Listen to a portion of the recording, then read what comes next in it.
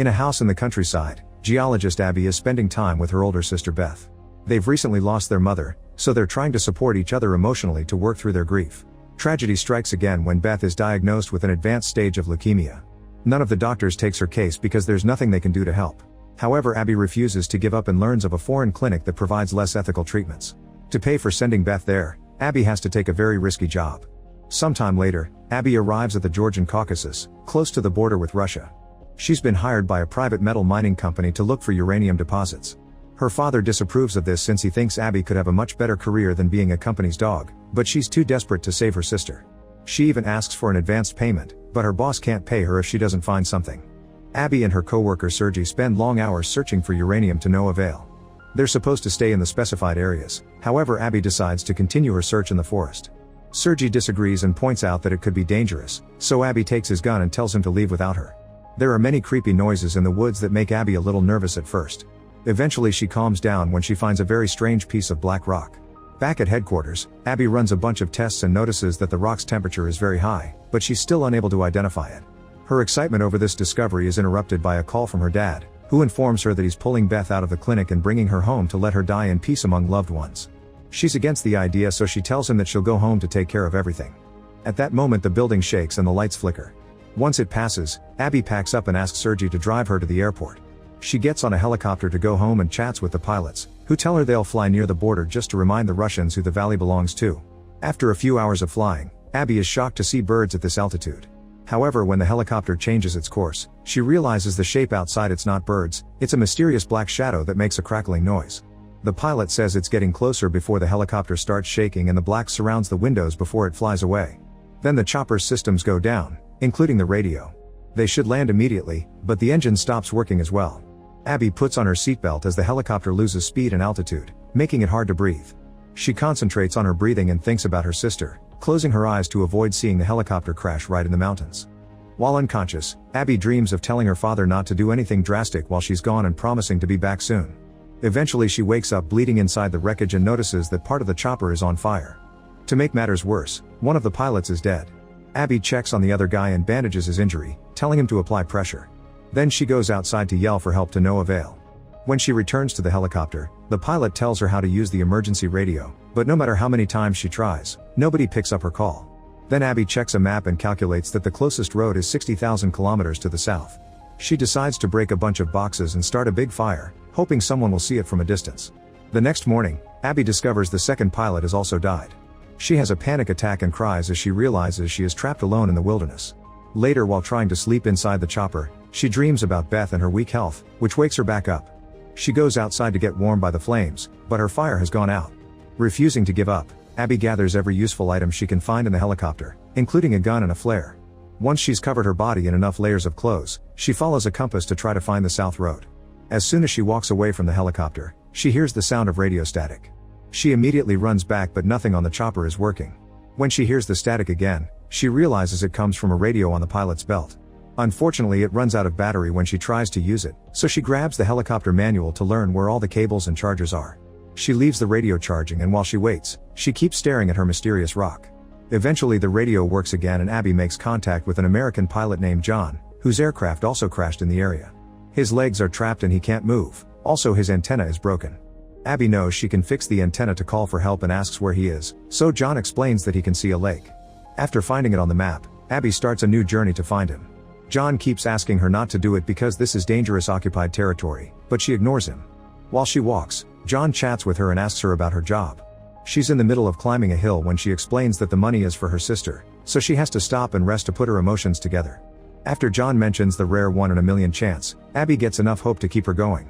As she continues to climb, she thinks about the time Beth tried to tell her that there was nothing to fight for and how she should move on. Abby tells John that nobody is fighting for Beth and John thinks she's lucky to have such a supportive sister. Eventually Abby finds a spot so high that she can't climb anymore, which means she has to go all the way around. As she changes direction, she doesn't see the black rocks nearby. In the new area, Abby does manage to climb over the hill and enters the forest, where she'll be resting for the night. John tells her he isn't in pain anymore because he can't feel his lower half. Abby starts a fire and makes a shelter with some sticks to sleep. Sadly, it starts raining, which puts out her fire. However, Abby feels something warm moving in her bag and remembers the rock. She takes it out and touches it with her bare hand, noticing the surface reacting in a curious way. John tells her she shouldn't be ashamed of her work, and Abby realizes he's in the military, so he's talking from experience. In the morning, Abby continues her journey and reaches a valley covered in snow. The wind is making her even colder and she keeps tripping. When Abby finds a river, she stops to rest and refill her water bottle.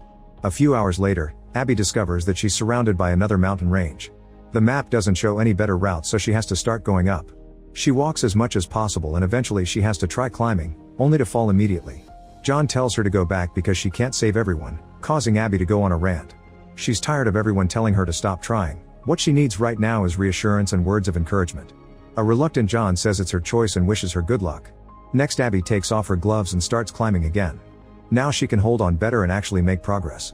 She keeps going for a while until she finds an area with nowhere for her foot to grip. When she informs John of this, he says it's a shame because she was one of his favorites and hangs up. A confused Abby tries to contact him again to no avail. Afterward, Abby takes out a tool and inserts it into the rock, but it falls when she steps on it. She takes a moment to take deep breaths and think, which helps her remember the mysterious rock.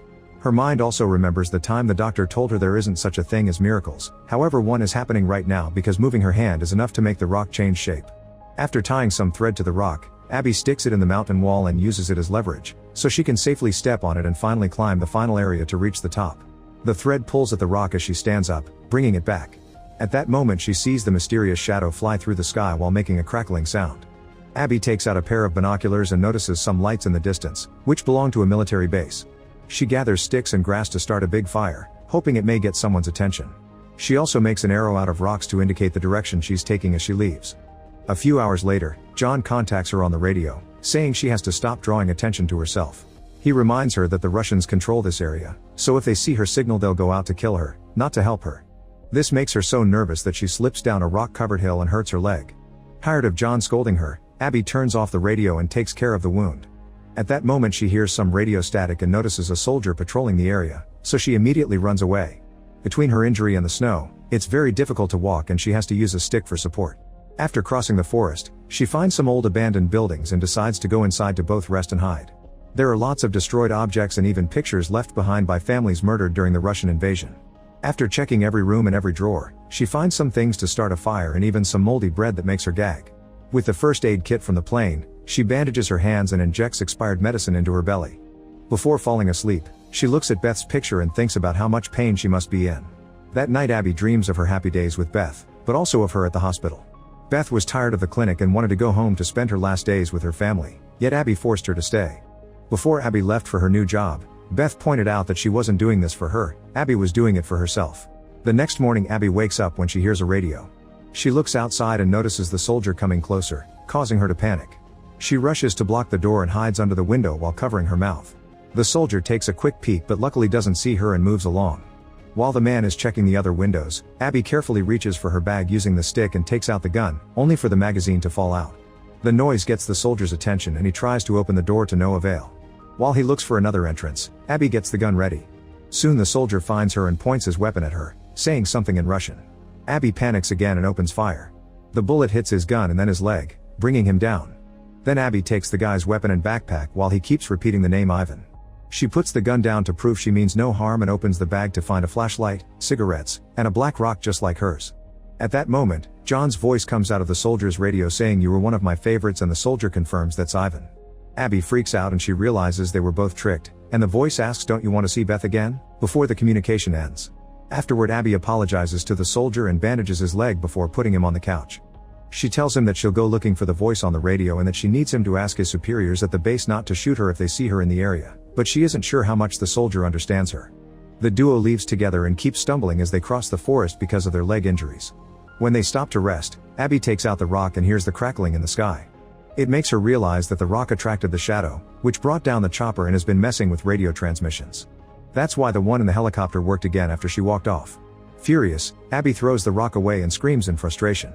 Then the duo starts crossing a valley covered in snow. As their feet move the snow away with every step, they realize they're walking on ice and this is the lake. Abby keeps a good distance from the soldier, not wanting to put too much weight on the same spot that could cause the ice to crack. Suddenly she hears the crackling noise, and when she turns around, she discovers that the guy has disappeared. Abby looks around for him only for the ice to break under her feet and she falls into the hole. Luckily she manages to hold on to the surface, and after lots of struggle, she climbs out. The wind starts blowing harder and soon Abby loses visibility. She yells for help but never stops moving. Eventually she finds the edge of the forest and the cigarette that the soldier left behind. Too tired to do more, Abby removes the wet clothes and gets inside a sleeping bag, hoping to get her body warm again. At that moment John's voice reappears on the radio, saying that the same happened to him some time ago. An angry Abby throws the radio away, but she can still hear John's voice sharing a story. After his plane crashed, John had to watch his crew die one by one. His heart slowed down and he thought it was over for him too, but at the last second he found deliverance. Abby falls asleep and dreams of her happy days with Beth again. She wakes up when she hears a helicopter, so she runs through the forest as she tries to get their attention. However, they can't see or hear her and the chopper leaves. The cold is starting to affect Abby deeply and she falls to her knees while hearing Beth telling her to go home. She passes out and falls through a hole that turns out to be a cave. Abby's body rolls down on hard rock and lands in a small pool. Floating next to her it's John's rotting body covered with chunks of the mysterious black rock. The bottom of the pool also has this black substance, which floats up to try to enter Abby's body. It seems this rock is some kind of identity that has been using real people's voices to lure Abby and the soldier the same way it caught John 65 years ago. When Abby wakes up, she's sitting on arid ground. As rocks float around her, the entity uses John's voice to congratulate her for making it, saying it had been afraid she'd end up like the others.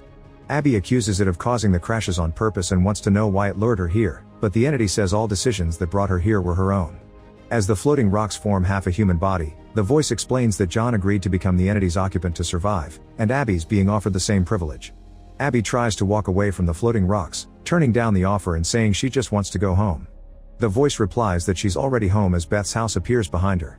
An invisible force pushes her inside and she discovers there are piles of black rocks everywhere. The entity tells her she's afraid of death and desperate to beat it, which she can do if she surrenders to it. Abby goes from room to room trying to escape the voice and is shocked to find Beth outside. She immediately goes out and Beth holds her hand. Suddenly Abby wakes up in her sister's home and is shocked to find Beth perfectly healthy. While the crackling is heard in the background, Abby hugs Beth and cries. However, she has a vision of the hospital and realizes this is all an illusion from the entity. She comes to terms with the fact that she has to let her sister go, so Abby apologizes to Beth for pushing her beyond her limits and says her final goodbye. When Abby is about to leave the house, the radio with the entity's voice tries to convince her to stay, since this is everything she wants. Abby denies it, explaining she's learned her lesson: without death, there's no life. Beth also begs her not to leave, however Abby opens the door and goes out to the snowstorm, screaming for help. At that moment Abby wakes up in the sleeping bag and she remembers she has a flare. She quickly lights it up and the helicopter comes back to rescue her. For the next 2 days, Abby stays in the hospital recovering. When she finally wakes up, she's in an apartment with Sergey and his grandmother. He thinks she should rest but she wants to go home, so he drives her to the airport. Sometime later, Abby and her father visit Beth at her home, where she's taken care of by a nurse. Beth doesn't have much time left, so Abby and her father go outside to have a breakdown without upsetting. Later in the evening, the nurse announces it's time. Abby and her dad sit on the bed with Beth and comfort her while she dies. Make sure to subscribe and turn on notifications so you can watch more videos like this. Thanks for watching.